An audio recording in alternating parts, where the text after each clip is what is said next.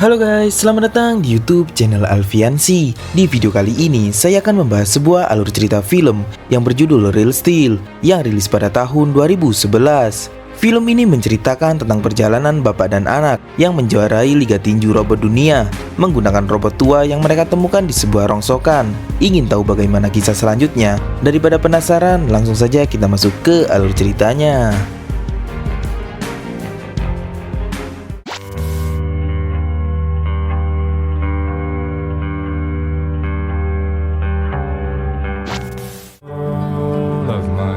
Film diawali dengan perjalanan mantan petinju profesional yang bernama Charlie Kenton yang beralih profesi menjadi pilot robot petinju. Kini hidupnya susah karena sering kalah dalam pertarungan tinju robot. Keesokan paginya, Charlie ditelepon seseorang yang menagih hutang sebesar $30.000.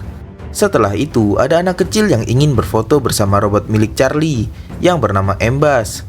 Charlie lalu menarik bocah itu sebesar $5. Namun bocah itu langsung pergi. Di festival, Charlie akan menghadapi banteng milik Ricky dengan taruhan $3.000. Namun banteng tersebut memiliki bobot yang tidak sesuai dengan perjanjian. Akhirnya Charlie menantang Ricky untuk menaikkan taruhannya menjadi $20.000. Ricky pun setuju. Namun jika Charlie tidak bisa membayar, maka Ricky akan mengajarnya. Kini pertandingan robot versus banteng pun dimulai. Embas dengan mudah menghajar banteng itu hingga jatuh.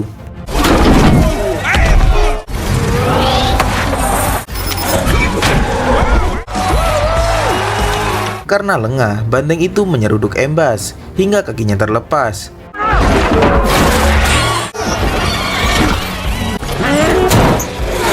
Akhirnya pertarungan itu pun dimenangkan banteng Ricky. Charlie lalu membawa tubuh Embas ke dalam truk dan cepat-cepat pergi dari sana. Setelah itu ada dua orang yang menghampiri Charlie yang membawa pesan jika mantan pacarnya yang bernama Caroline telah meninggal dunia dan meninggalkan anak Charlie yang berusia 11 tahun. Sementara itu Ricky mencari Charlie untuk menagih uangnya, namun ia sudah pergi. Keesokan paginya di pengadilan Texas, hakim sedang melakukan sidang hak asuh anak Charlie yang bernama Max Kenton. Di sana sudah ada Debra yang merupakan bibi Max dan suaminya yang kaya raya yang bernama Marvin. Hakim tidak bisa memberikan hak asuh Max kepada Debra karena belum mendapat persetujuan Charlie. Charlie yang sedang menuju ke pengadilan sedang menelpon seseorang. Dirinya mendapat tawaran robot baru yang bernama Noisy Boy. Charlie lalu tiba di sidang itu. Di sana ia menyadari jika Marvin adalah orang kaya. Charlie yang tahu akan hal itu memanfaatkan kesempatan tersebut. Di sana Marvin menghampiri Charlie. Ia mengatakan jika istrinya sangat ingin mengadopsi Max. Marvin lalu memberikan tawaran $75.000 kepada Charlie. Namun di satu sisi, Marvin dan Debra akan pergi ke Italia musim panas ini dan meminta Charlie menjaganya untuk beberapa saat. Mendengar hal itu, Charlie menaikkan tawarannya menjadi $100.000. Tanpa berpikir lama-lama, Marvin pun setuju. Charlie lalu menandatangani persetujuan hak asuh Max di depan hakim. Setelah keluar dari sidang, Charlie segera menelpon kawannya untuk membeli robot Noisy Boy. Charlie lalu pulang ke tempat pacarnya yang bernama Bailey. Di sana Bailey memarahi Charlie karena membeli robot seharga $45.000 karena ia tahu jika Charlie tidak mampu membayarnya dan masih memiliki hutang kepada Bailey. Tak lama kemudian Marvin datang dan memberinya uang $50.000. Marvin kemudian mengantar Max untuk tinggal bersama ayah kandungnya beberapa saat. Max sangat kesal mengapa dirinya harus bersama ayah kandungnya ini. Max yang tahu jika Marvin memberi uang kepada Charlie lalu meminta uang tersebut agar dirinya bisa hidup sendiri. Charlie lalu menjawab jika uang itu telah habis karena ia gunakan untuk membeli robot. London, Japan, Brazil. Charlie lalu mengunboxing robot barunya ini. Max terpukau karena di dalamnya adalah Noisy Boy, merupakan robot hebat yang pernah ia tonton di kejuaraan WRB. Charlie lalu mengoperasikan Noisy Boy. Dirinya mencoba mengendalikan robot ini dengan suara, namun Noisy Boy tak bereaksi. Max lalu mencoba mengambil pengendali suara itu dan memerintahkan menggunakan bahasa Jepang. Bailey yang tahu jika pengaturan bahasanya belum diatur, lalu menyetingnya menjadi bahasa Inggris. Dan benar saja, robot itu mengerti apa yang diperintahkan Charlie. Charlie lalu membawa robot barunya ini ke Crash Palace untuk mengikuti pertarungan di sana. Max lalu ingin ikut karena diancam. Charlie pun mengizinkan Max untuk ikut dengannya. Put on your seatbelt. Don't talk. Akhirnya Charlie dan Max tiba di Crash Palace. Di sana Charlie meminta pertandingan utama melawan juara bertahan bernama Midas dengan hadiah $50.000. We'll take Midas. Our main event. Finn lalu membuka pertandingan dua robot hebat tersebut. Seluruh penonton bersorak meriah.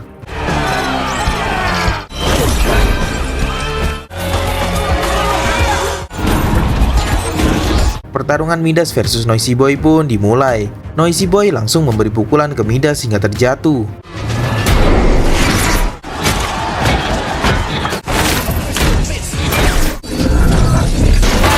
Namun Midas mampu mengembalikan keadaan.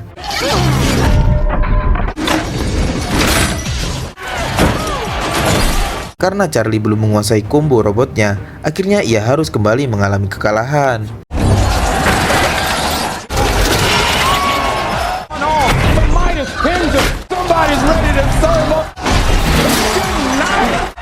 Setelah pertandingan itu, Max sangat kesal kepada Charlie. Seharusnya ia tidak mengambil pertandingan utama itu, karena Max tahu jika Charlie masih belum menguasai robot barunya ini. Charlie yang tidak ingin bertengkar menyuruh Max untuk masuk ke dalam truk. Karena sudah tidak memiliki robot lagi, Charlie dan Max pergi ke tempat rongsokan, mencari suku cadang untuk merakit robot baru. Max yang berada di pinggir tebing, tiba-tiba saja tanahnya longsor.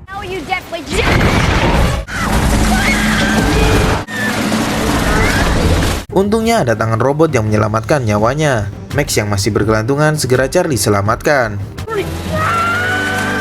Max lalu melihat ada robot utuh di balik timbunan pasir itu. Max ingin membawa robot ini bersamanya. Namun Charlie menolaknya. Max masih saja keras kepala. Charlie yang tidak ingin berdebat menyuruh Max untuk membawanya sendiri. Akhirnya Max berhasil membawa robot itu sendirian. Charlie dan Max lalu kembali ke tempat Bailey. Charlie memintanya untuk merakit bangkai robot yang tersisa, namun Bailey menolaknya. Bailey lalu mengungkapkan isi hatinya, dirinya sudah lelah dengan Charlie. Bailey sudah mati-matian mendukungnya saat menjadi petinju maupun di masa sulitnya ini. Bahkan ayah Bailey mengorbankan semuanya untuk karir tinju Charlie. Saat ini Bailey harus berjuang untuk bertahan hidup, karena ekonominya pun sedang mengalami kebangkrutan. Untuk terakhir kalinya, Charlie memohon Bailey untuk mengecek robot yang dibawa Max. Bailey lalu mencoba untuk mengaktifkan robot itu. Robot itu pun masih bisa menyala. Max lalu memandikan robotnya.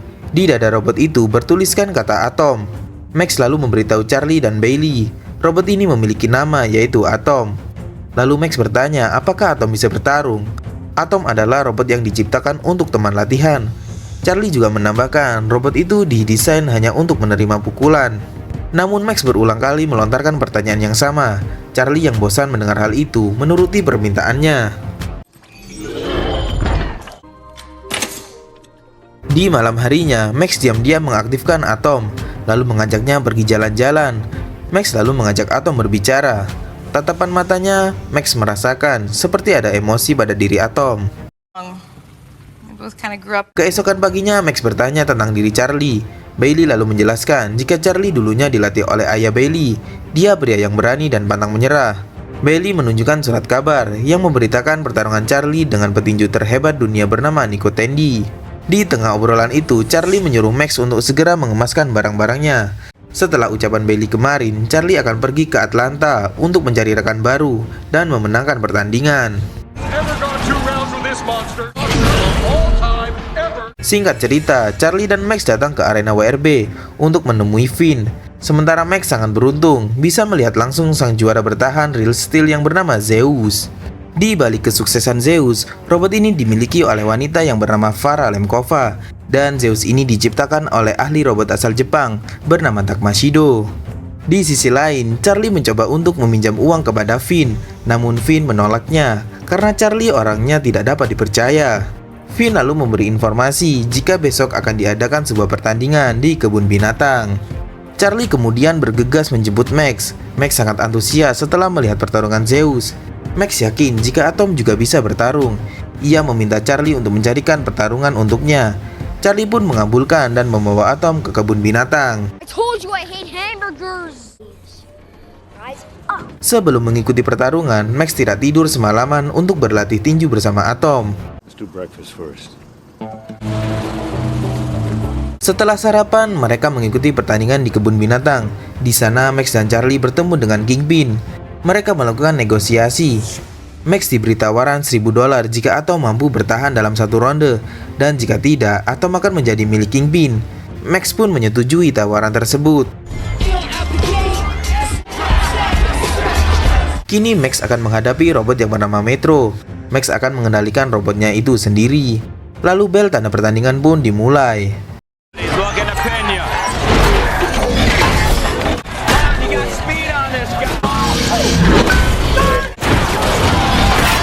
Atom yang didesain menerima pukulan pun berhasil memenangkan $1.000 itu. Namun Max melipat gandakan hadiah itu dengan lanjut ke ronde kedua. Max yang sudah bisa menguasai pertarungan tanpa butuh waktu lama, mampu melumpuhkan robot Metro.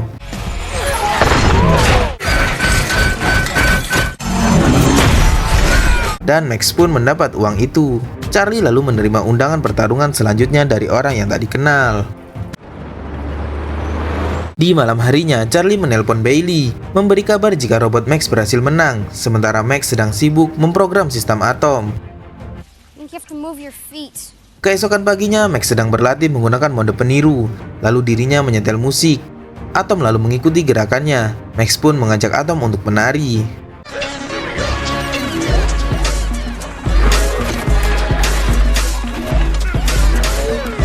Charlie yang melihat hal itu sangat terpukau. Max selalu menunjukkan pengendali suara yang ia pasang pada tubuh Atom. Charlie lagi-lagi kagum dengan kejeniusan Max. Charlie yang menyukai tarian Max memintanya melakukan itu sebelum bertanding. Namun Max juga ingin Charlie mengajari Atom untuk bertinju. Keesokan paginya, Charlie menepati janjinya. Ia dan Atom berlatih tinju bersama. Di hari berikutnya, mereka menuju ke pertandingan selanjutnya. Sebelum bertarung, Max menari bersama Atom. Atom bisa mengalahkan setiap robot yang ia lawan, dan membuat Max mendapatkan uang yang cukup banyak. Kini nama mereka dikenal banyak orang. Mereka menjadi bahan pembicaraan di berbagai media. Berkat kemenangan itu, Charlie bisa membayar hutangnya kepada Bailey. Karena kehebatannya itu, Atom mendapat undangan bertanding di kejuaraan WRB. Atom akan menghadapi robot berkepala ganda bernama Twin Cities. Max mempersiapkan Atom sebelum bertanding. Sementara Charlie sangat gugup karena bisa berada di kejuaraan profesional ini. Tiba-tiba saja ada staf milik Farah Lemkova yang menyampaikan undangan minum teh di ruangan Zeus. Tentu saja mereka menerima undangan itu. Charlie Kent And this? Di sana Farah memberi tawaran $200.000 untuk membeli Atom untuk dijadikan partner latihan Zeus. Charlie yang mendengar hal itu sangat setuju. Namun Max menolaknya dan pergi meninggalkan ruangan tersebut. 20 minutes, there may be nothing left. Max mengatakan pada Charlie, alasan Farah ingin membeli Atom adalah karena Atom berbeda dan mereka takut dengannya. Max hanya ingin Atom bertanding di kejuaraan ini. Para penonton sangat menantikan pertandingan Atom. Twin Cities berjalan memasuki arena. Dan selanjutnya giliran Atom yang menuju arena dengan tarian ciri khasnya.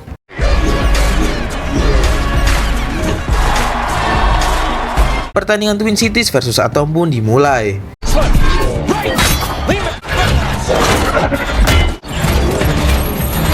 Twin Cities yang memiliki kepala dua itu membuat Atom kesulitan. Atom berkali-kali menerima pukulan hingga terpojokan.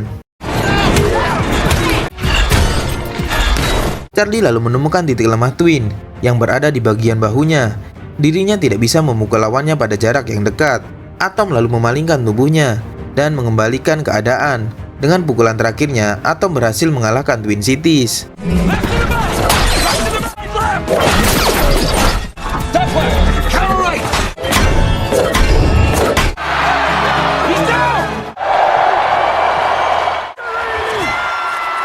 Max lalu menyaut mikrofon pembawa acara itu.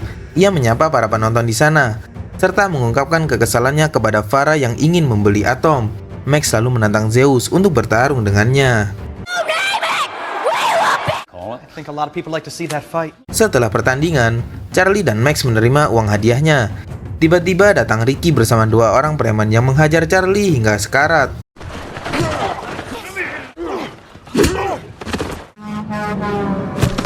Lalu mengambil semua uang yang mereka dapat dari pertandingan tadi. Is it for she called? Setelah kejadian semalam, Charlie mengantar Max kembali pada Debra. Ia khawatir jika terjadi sesuatu pada Max. Max yang kecewa lalu pergi mengemaskan barang-barangnya. Marvin lalu memberikan uang setengahnya, namun Charlie menolaknya. All right, you don't want to talk, fine. Sebelum pergi, Max mengatakan jika dirinya ingin Charlie berjuang untuknya. Charlie kemudian pulang menemui Bailey. Esok paginya Bailey menjelaskan apa yang dirasakan Max saat memandang Charlie. Pandangan itu sama seperti Bailey melakukan pada ayahnya. Charlie lalu berpamitan untuk melanjutkan pertandingan dan Bailey menyuruh Charlie untuk menemui Max.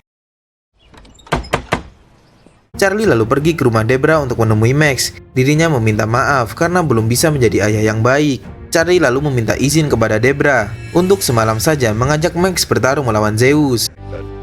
At least we'll go down swing. Malam harinya banyak sekali penonton yang datang pada pertandingan fenomenal ini. Banyak media yang heran mengapa sang juara dunia mau mempertaruhkan gelar juaranya kepada robot rongsokan. Mereka mengira jika ini hanyalah strategi marketing Zeus. Kini Charlie dan Max sudah tiba di sana. Mereka segera menuju arena pertandingan. Di luar stadium, Finn membuka taruhan. Ricky tiba-tiba datang, memberikan taruhan sebesar $100.000. Dirinya bertaruh jika Atom tidak akan bertahan di ronde pertama. Peace out, posse. Come on. Kini giliran Zeus yang memasuki ring. Semua penonton bersorak ria.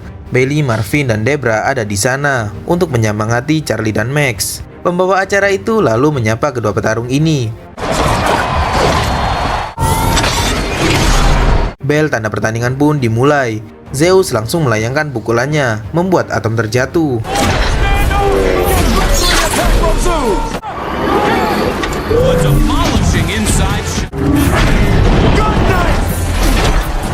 Tak disangka Atom menghajar Zeus, membuat semua penonton bersorak.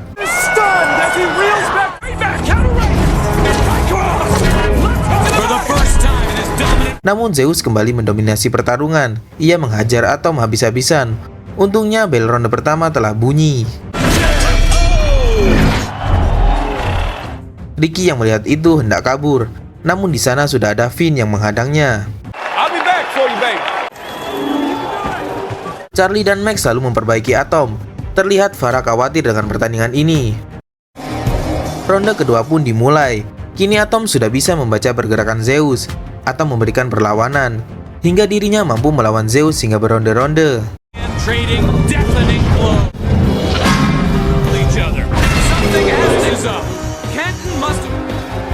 Di ronde keempat, Zeus membuat pendengaran Atom rusak. Atom tidak bisa mendengar perintah Charlie. Lagi-lagi Atom beruntung, bel ronde keempat telah berbunyi. Charlie sudah pasrah dengan keadaan ini, namun Max tidak menyerah. Ia mematikan pengenal suara Atom dan mengaktifkan mode peniru. Max meminta Charlie untuk menunjukkan keahlian tinjunya pada Atom. Watch me. Ronde kelima pun dimulai. Charlie memandu Atom dari luar arena.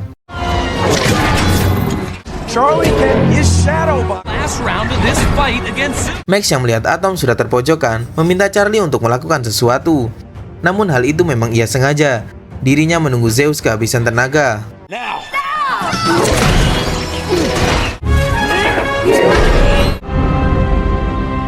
Atom berhasil menguppercut Zeus hingga terjatuh.